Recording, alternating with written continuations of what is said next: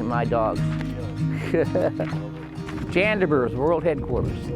I'm the fearless leader, Bob. I'm gonna go cruise around, check out this place.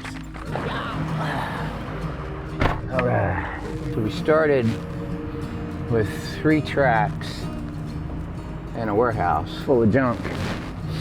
And it evolved, and the story goes that 7-year-old of mine got a bike from Santa for Christmas, and we rode here before we had the opportunity to take it over. And they closed it, and he said, "Dad, you just need to take this over," because he knew we had been in the motorcycle business a long time. And I'm like, dude, I don't see renting a dirt track as a career opportunity. Last year we had 50,000 guests through here. Wow.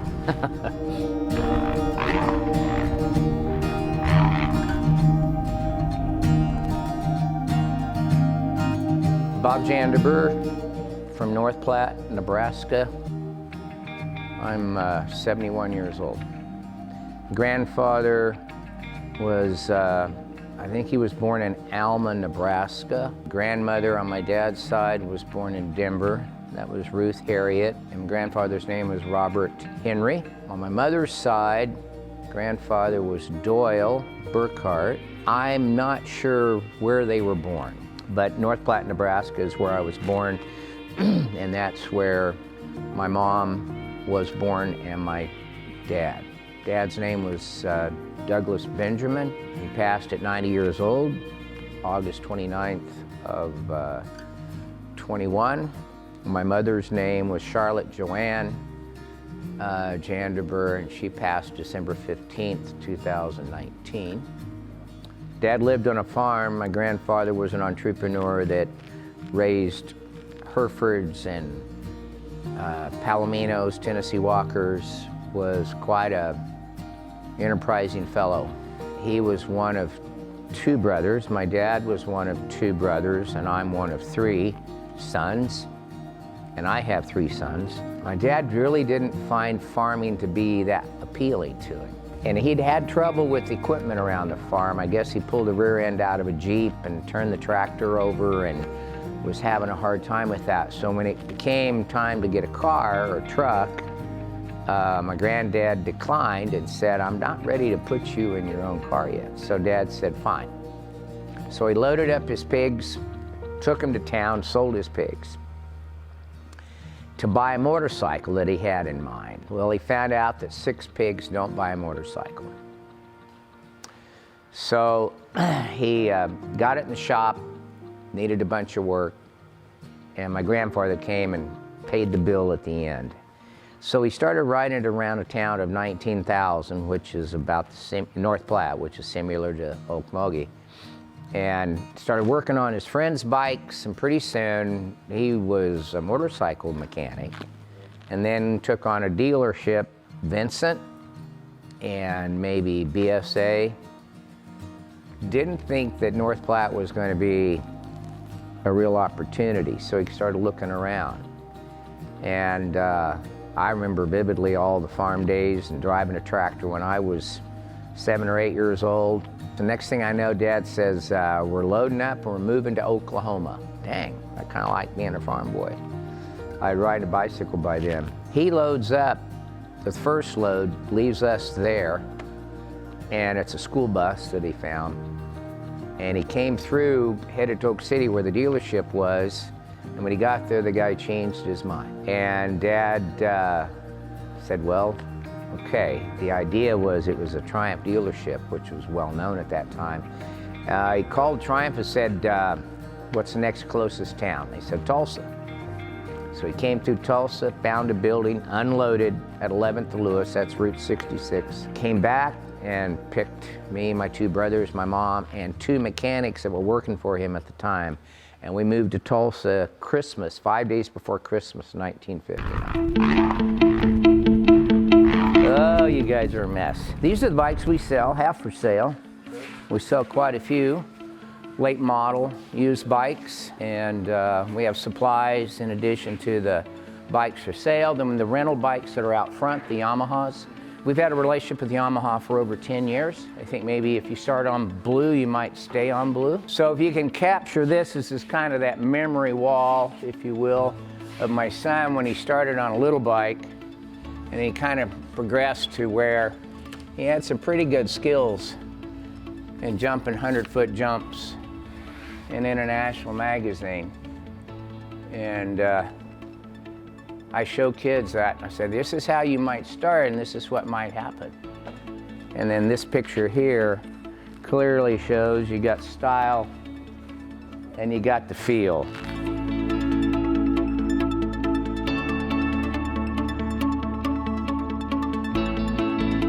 Working at the motorcycle shop, that was the coolest thing. I was a mechanic at 12 years old, and customers would look back there and see this little kid working on their bike, and they go, what's that kid doing working on my bike? And like, well, sir, he's got 2 years of experience, and he's kind of one of our senior mechanics here at the shop. I remembered when I was 16, I was making $132 a week. That was a lot of money, and enough that I could save up, and I bought me a brand new van in 1971 when I started racing professional. My first car was a 57 Ford station wagon, rusted through on the floorboards, but it had a 352 four-barrel, and if you held the brake and pushed on the gas, it would smoke the rear tires. So there I was, cruising around town in my 57 Ford. It was abandoned at the motorcycle shop parking lot. And I said, Dad, what are we gonna do with that? And he goes, I don't know, you can have it. So I got it running, took it down to the car wash, opened the doors, washed it inside and out, and came back and drove that for a little while, then traded it straight across for a 56 Chevy. Oh, there you go. Yeah, then yeah, things moved along from there.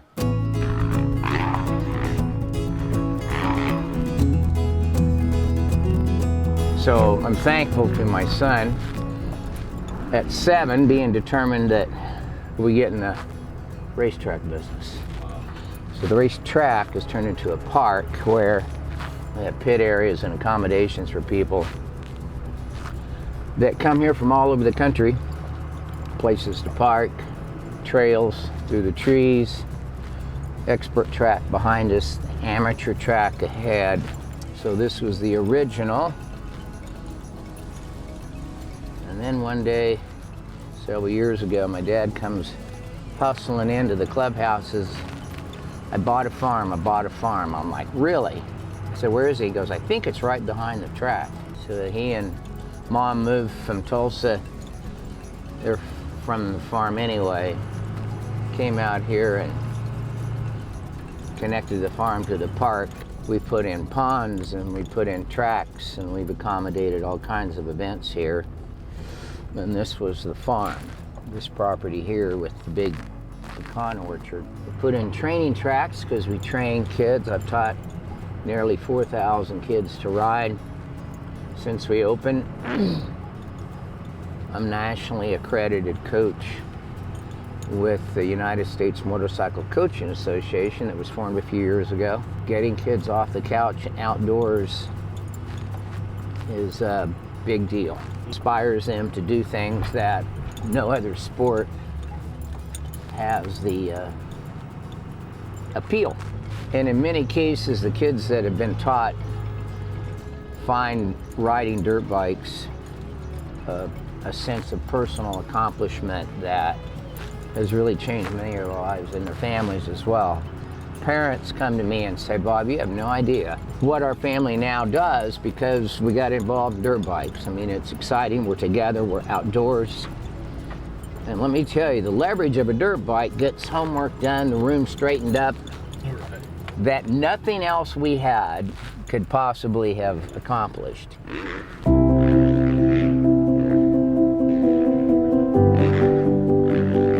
That was high school. College days, went to Oklahoma State, raced motorcycles on the weekends, school during the week, made tough on grades. But at the same time, the motorcycle business was just booming. I mean, on a busy Saturday, we'd sell 56 motorcycles. And when I tell people these days that we sold 3,500 bikes a year, they're like, Nobody does that. Well, we did. And our grandfather sold the farm in Nebraska, came down and opened a shop in Oklahoma City. So our name was pretty popular. And to this day, people walk into the clubhouse and say, my dad bought me a bike from your dad. And I used to come by the motorcycle shop at 21st and Yale and mess up your windows, drooling over all those bikes you had inside.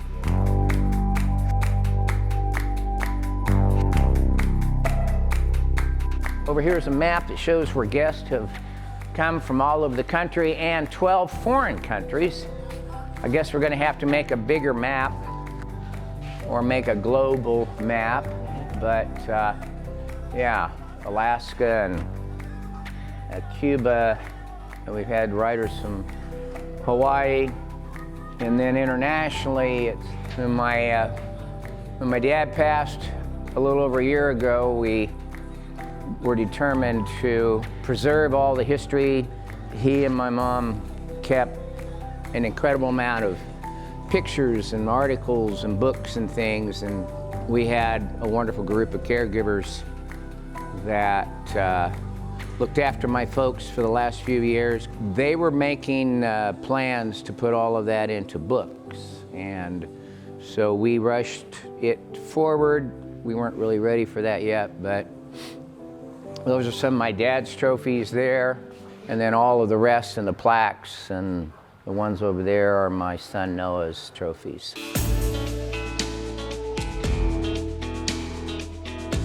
We lived on the farm with my grandparents, and I remember Dad would send me and my brothers out to round up the dairy cattle.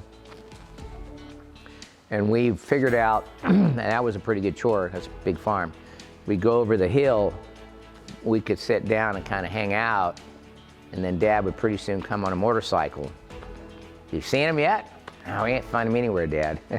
He'd put us on the motorcycle and we'd go over the next hill, and there were the cows, and we'd bring them back. First job was working for my dad, and started in the shop and then worked in parts and ended up being a salesman, ended up being general manager, and man, it was hard to call that work.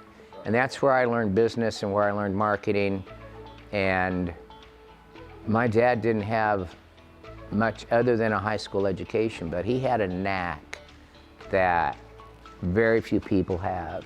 Hopefully I've captured some of that from him, but when he would start a business, it's odd how, without bringing in professionals or consultants, he would just do things from his gut that felt right.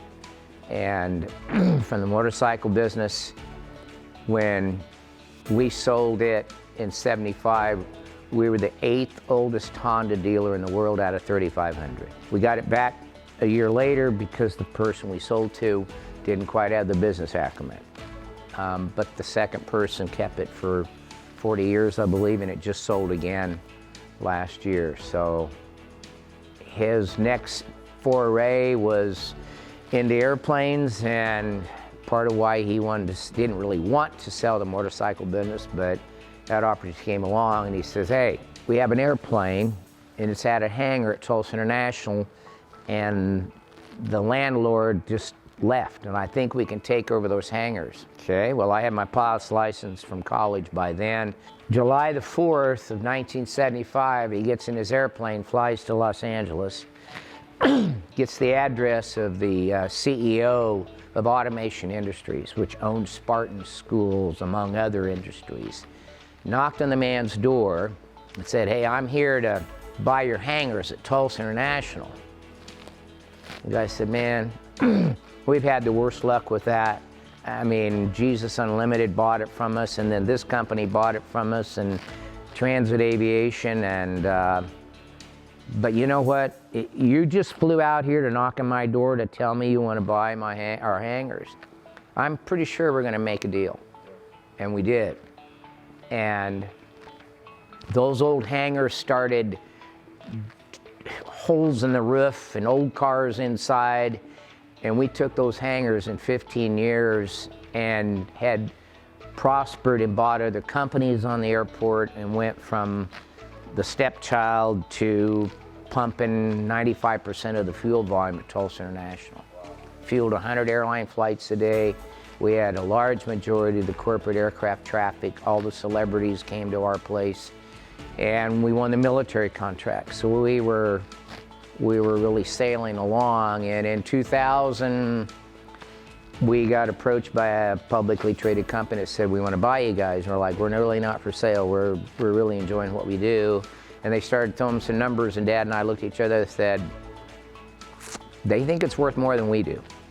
And we sold. And at that time, we were ranked 7th in the nation out of 3,500 aviation facilities called fixed base operators.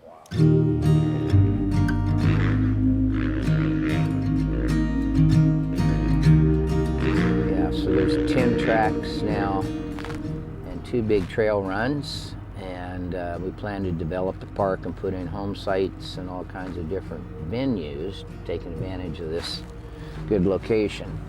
Only over an hour plus to Oak City and 30 minutes to Tulsa. 40 acres up here is a track in the trees, so a lot of fun to go through. Beautiful area. And this may be where we'll do some of the home sites, maybe a gated community where the parties have access to the park, like a country club for dirt bikes. And I'm probably venture to say we're one of the safest tracks in the whole Midwest. We just don't have the injuries like some of the other tracks do that don't supervise who's on the track and what kind of riders are on what track. Other places are just a track, not a park. We have people from all over the country come here because it's a destination. They'll stay here for several days. We have a gentleman from New Hampshire coming. He's going to be here for 2 months. We're crazy about safe, and we groom our tracks to the highest level, and we're constantly watching out for those that need a little coaching or maybe think they can do things that aren't too safe. We tried four-wheelers when we first opened with the bikes, and that was not a pleasant experience, so we're just bikes. We tried side-by-sides and something very similar to that, not enough room for them to have a dedicated area. So bikes is our forte. So let's just say that motorcycles has been really great to me, and I want to pass that on to other kids and let them find that out. So I'm very blessed that we have such a place that kids can learn at different levels.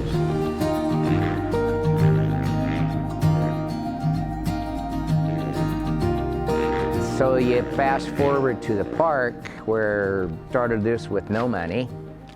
I wasn't sure where I was headed, and I have told a great number of people that the Lord led me here. Brought Dad into the picture and I said, this park's closed, but young son Noah wants me to run it. I really don't have anything to do right now, so we could maybe give it a spin. And he went with me and met a fellow that owned the land, and I borrowed $1,000 from a friend, and I went to the Creek Nation and said, do you have any kind of grants or support for new businesses? What are you doing? I said, well, there's a motocross track up here south of town. So they came up, one of their representatives, they looked around and said, we could give you $1,000. Well, I had a conversation today with one of the executives at the Creek Nation, Muskogee Creek Nation.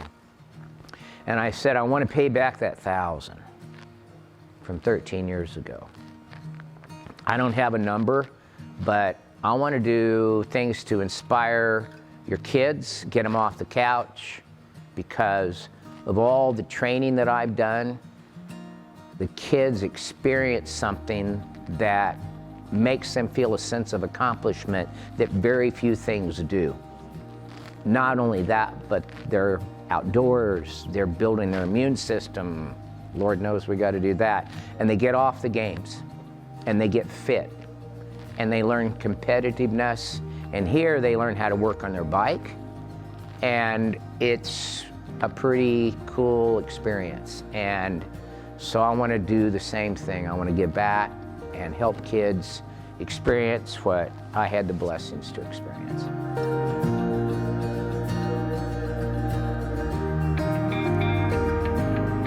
managed to keep a lot of them. This is Noah's first bike ever. This is the bike that he rode here 13 years ago when they closed the park, and he said, "Dad, you need to run this place." This is the centerpiece of the museum. That's a motorcycle that my dad raced at Daytona in 1961, Daytona Speedway. It's an Italian bike. He had just become the Honda dealer in Tulsa. So with his passion for racing, I was too young at the time. I was 10. I didn't really capture all this. What I knew is he raced Daytona, but the story is he rode that bike from the dealership in Midtown Tulsa out to Brown Airport, and had a friend with an airplane, and they took the bike apart, loaded it in the airplane, and flew to Daytona. And they landed at the airport there, and the airport's right next to the Speedway. So they borrowed a wheelbarrow to put his gear and tools in. They pushed the bike over to the Speedway. That was in '61, the very first year of the high banks. They'd been racing on the beach. And so he goes over there and he qualifies third fastest out of 76 riders from 7 different countries. This bike is 100% original, what it looked like when it was new in '61. He was on the front row. And there's a picture over here, second from the end on the top. He's on the outside front row. Next to him is the factory Honda 4-cylinder. And he's on a single-cylinder 250. Katana was the factory rider for that. And on the pole, the man on the ground leaning back, that's Mike Halewood. He was on a Mondial from England.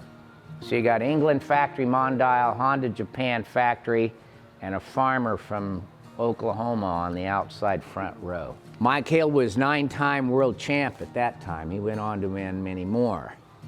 Dad beat Mike Halewood. Dad got 17th at that event. He had a mechanical, and Halewood got 38th. So he stayed, raced the second day, pushed the bike back, and flew back to Tulsa. Incredible. I raced Daytona 10 years later, and got 10th. And then a year after that, I raced it a second time. His qualifying speed was 114. Mine on the Yamaha Twin was 168. Now they're running 180s. Daytona is quite the Indy 500 of the motorcycle world. They have a new monument down on the beach that honors those that have raced the Daytona 200. And I couldn't let that opportunity go by, so last year, in March, we placed a granite plaque on that monument honoring my dad. Told the story of how he got there, and that was the first year. And people that look at those pictures and know what Daytona is now. We stayed and watched the races at Daytona, and it was really cool for that to happen and for me to race that race. My brothers also raced during that period of time, so yeah.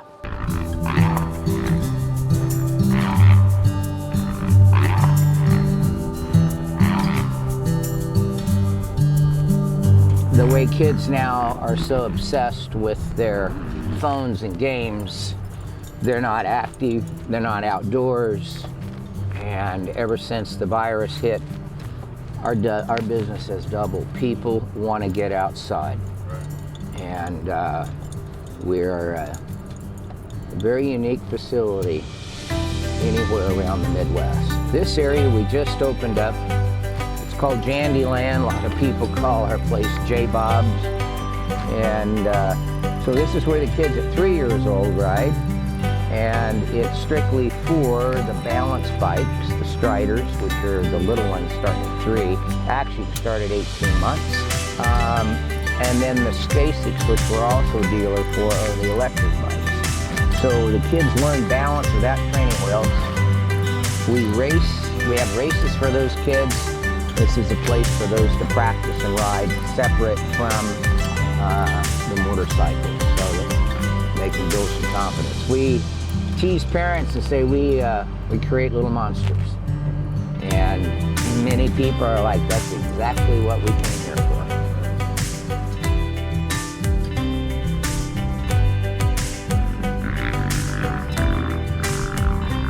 Now, when I traveled, that was my pro years. Me and my best friend Lon Arthur Lovelace. Traveled all over the country. Met him at the Maxwell Teen Town. Trench coat, strutting through there, and he saw me and said, "So you have the motorcycle shop. I think my dad's gonna buy me a bike." Cool, come on down. Well, we started riding together. He lived not far from us. He traveled with me. And probably our most memorable, well, one of our most memorable trips was Daytona. My first year to go there, I show up with a bike that I built out of a basket job, as you call it. Painted it the K&N livery colors, and it was an air-cooled Yamaha TD2. I didn't know what I was doing. I had ridden some asphalt. I really enjoyed it. So this is a full GP tuck-in bike. Wonderful friends at K&N were very supportive. I got to kind of pit next to them. And they said, "Now listen, when you go out there and you come around that bank into the big turn, into 3, don't let off." I don't know how fast I'm gonna be going, but go into that and don't let off. Yeah, the bank is 33 degrees. So you go in, the G's are gonna pull you down around that. And I thought, are they messing with me? So I was daring enough to go to towards that bank, and as I got there, I chickened out.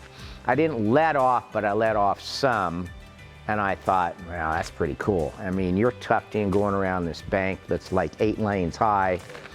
And the next lap I come around there, I'm like, I think they were serious. And I left the throttle on, and I've never felt that experience in my life. To be going that fast, tucked in, and feel the G's pull you down. And when you come out of that turn onto the straight, the G's let up, and you cross the finish line, you shut down and go to the infield. And LA was there in my pit, man, and I got 10th my first year. We came back 2 years later. This time I was on a water-cooled 350. Disc brakes, all the cool stuff. I bought a bike that qualified the year before as the fastest 350, 168 miles an hour. What happens, Yamaha comes out with a 700 4-cylinder. They're running 181, 184 down the chute, down the back, so they're passing me, obviously, but I get their butts back in the infield. And I finished 10th that year. I was the 3rd 350 behind 7 700s. LA was my pit man then. Probably shouldn't talk about how he got arrested, but it wasn't anything serious, just kind of riding a pit bike across the interstate. Got the attention of the police.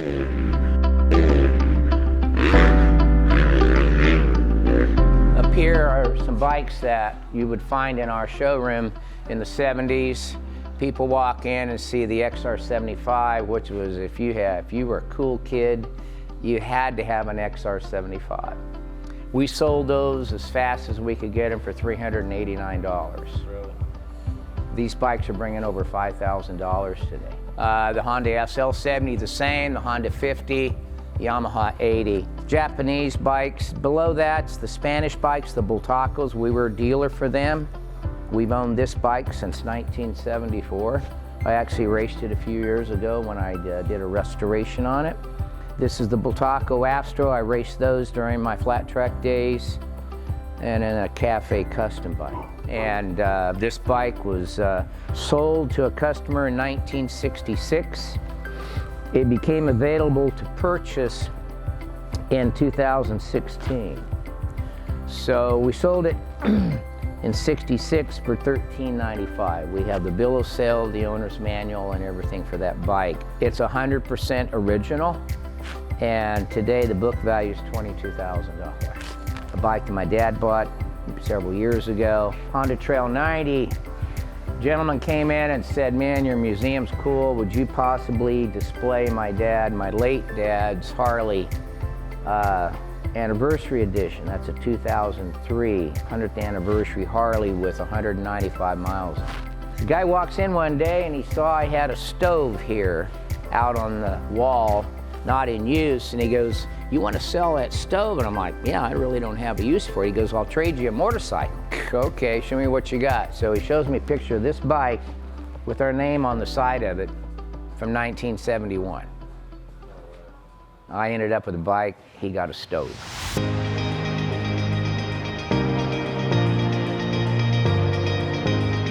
Learning from my dad, his instinct to run a business, the dedication and commitment. I mean, I have a distinct desire in the morning to get up and hit the ground running. I love what I do. It's hard to call this work. Love our customers, the families and so forth that come out here. So being an entrepreneur, and that made me eager to learn what does that mean and what are the traits of an entrepreneur. Never give up and constantly be looking forward, staying positive. Don't let yourself be negative. Be fair, treat others like you want to be treated. I was raised in the church. I really enjoyed working for my dad. Lots of ups and downs. He instilled in me that times are going to get tough. I've been bankrupt. I lost my house. I mean, I've been through some ups and downs. Right now, I'm very content. I'm very blessed to be doing what I'm doing. I'm able to travel and do things and preserve the history of my family. We race on this track ahead of us every Friday night. It's a little muddy today, but we groom it up nice. The lights are on. We water the track. Have a food truck. We fill the park up with families and relatives and friends to watch them race. And I wished we'd kept track of the laps, like McDonald's and the burgers. We'd probably put 1 million laps on this track. And kids that come out, some of them all day, just going round and round and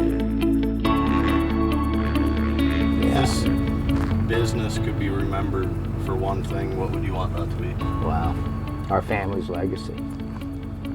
He just couldn't stay away from this park. The letters on the front of the building were actually on our dealership at 21st and Yale before it became Honda of Tulsa. And he had stored those, and I said, what are you going to do with those? He goes, I don't know. Can I put them up on the clubhouse? He went, sure. So a lot of history that you'll see inside of the museum that's pretty striking shows the legend that he was, and trying to preserve that and continue on the name.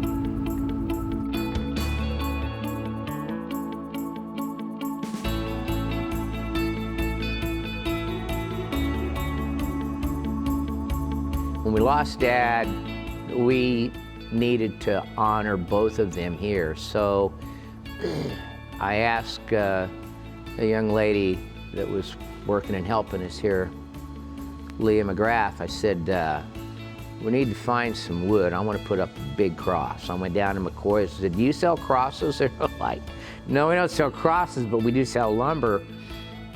I'm telling her that story and her phone chirps, and it's a text from a friend in Arkansas that said, you know anybody that needs any real long pieces of white oak?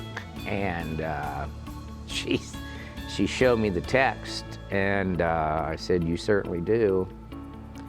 I don't remember how long they were, but her husband went over and picked those pieces up and fabricated probably a 30-foot cross, and we put it up back at the National on top of the hill overlooking the orchard.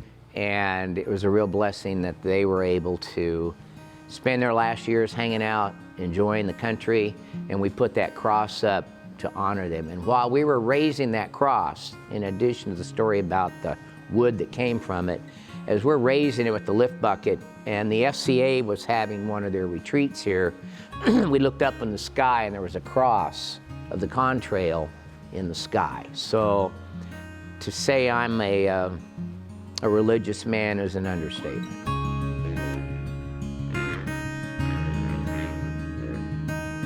He had such a history and he had such a memory. He had a better memory than me at 90.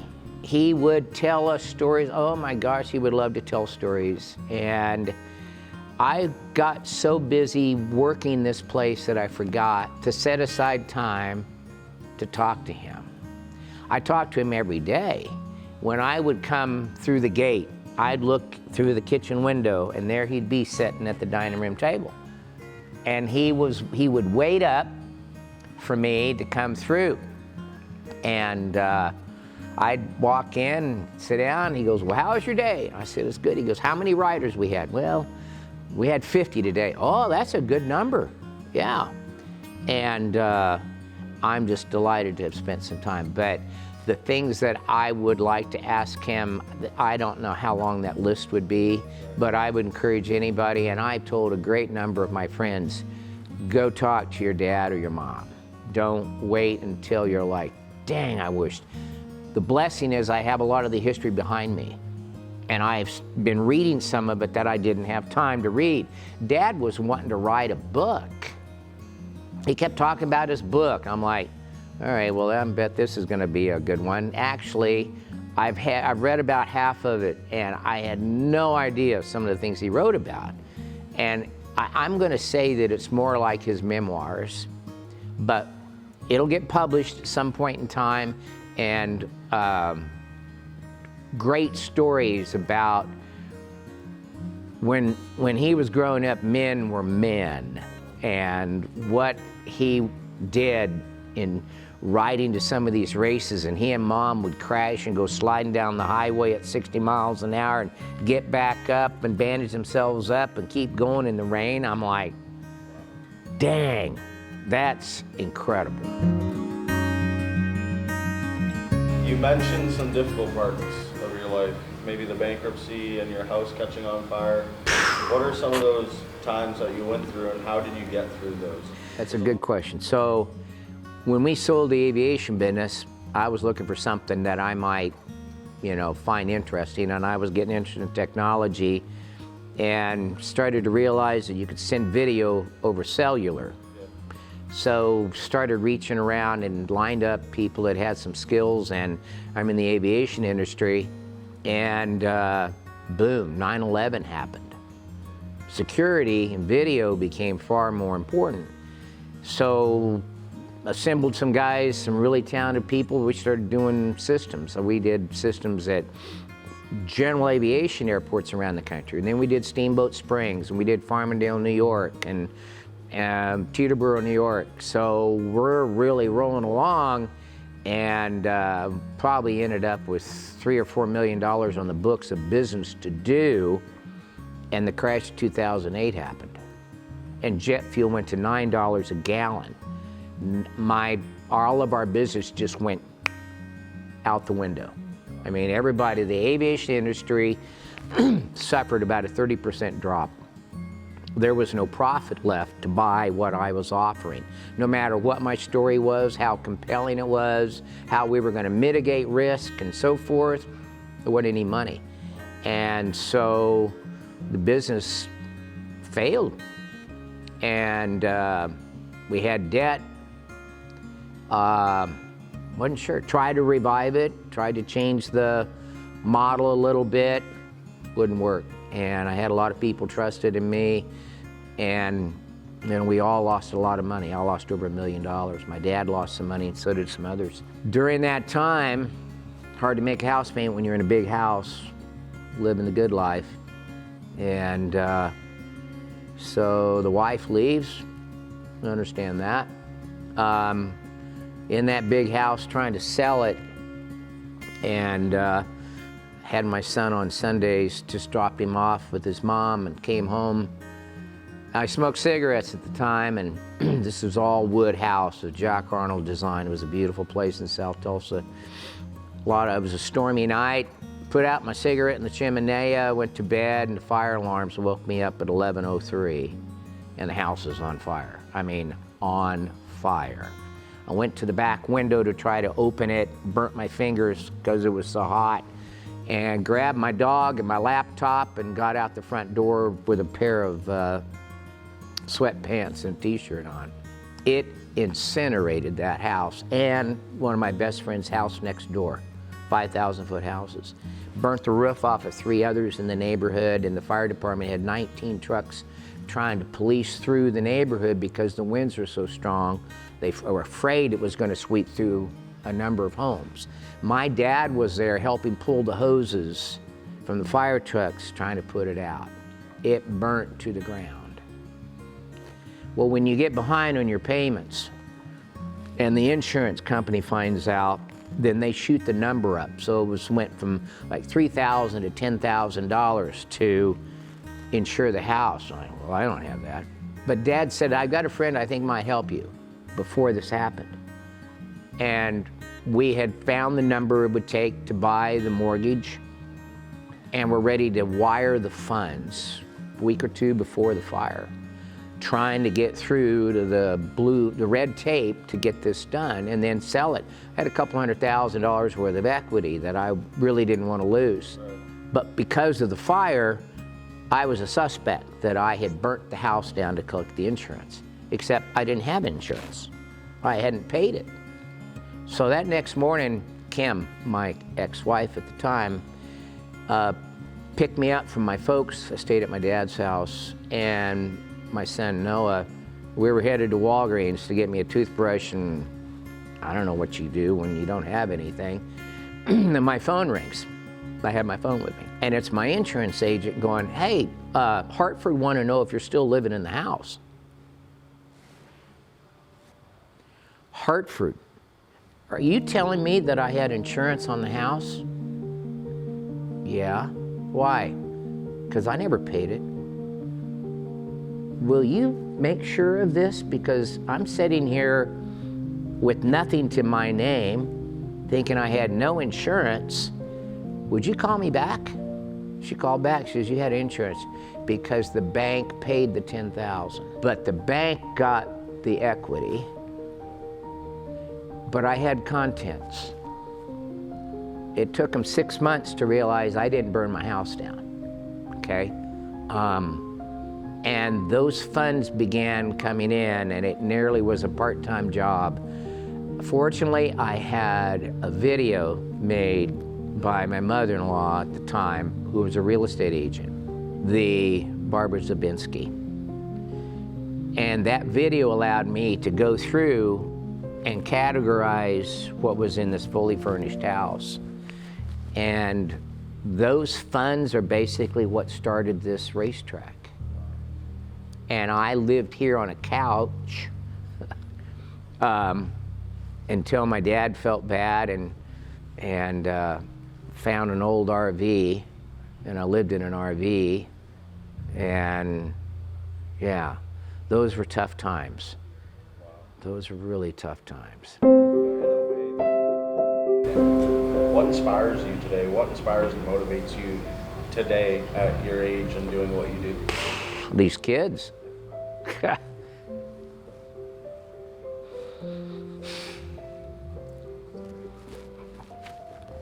I'm Mr. Bob. And after the races, I'll get popsicles. And to see them living a good, wholesome life and making memories. When parents call me and like, I think my child wants to ride a dirt bike and I want to come to you and see if he really likes it. And I'm like, well, I've taught almost 4,000 kids to do that. The odds are really high. We basically create little monsters. Mr. Bob could be remembered for one thing. What would that be? Inspiring kids. And dogs. And dogs.